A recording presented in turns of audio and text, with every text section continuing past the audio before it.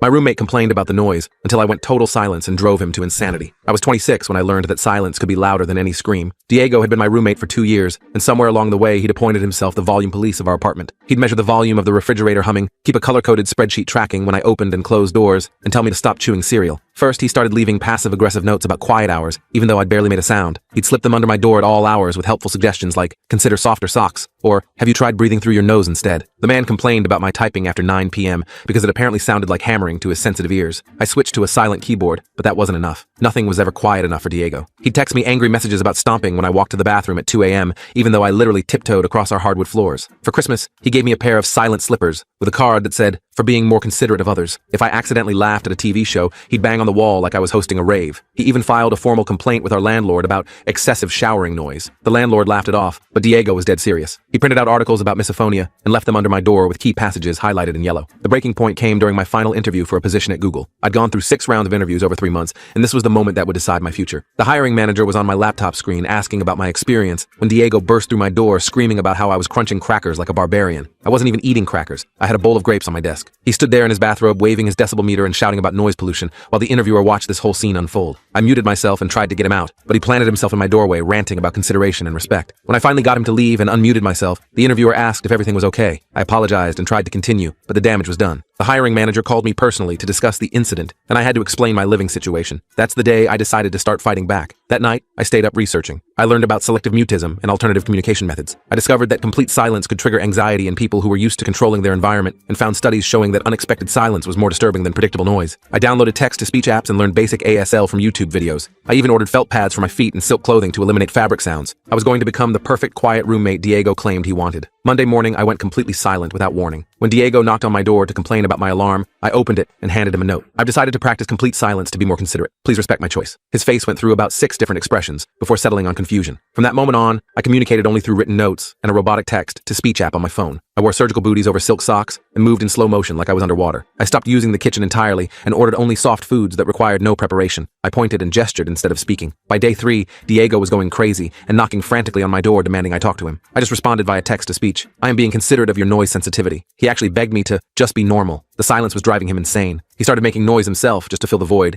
then would catch himself and apologize frantically. He told his friends he thought I'd had a breakdown because of him. By week 2, he was leaving me notes begging for just one normal conversation. By week 3, he offered to buy me dinner if I'd speak. I responded with the robot voice again. Eating makes too much noise. I could see his hair thinning out and him scratching his neck in anxiety like he was a patient at some mental hospital. Eventually, he just had enough. He paid 3 months' rent to break the lease and moved back with his parents. I heard from mutual friends that he now had to wake up at 5 a.m. for his commute and was already complaining about his mother's coffee grinder being too loud. Some people never learn.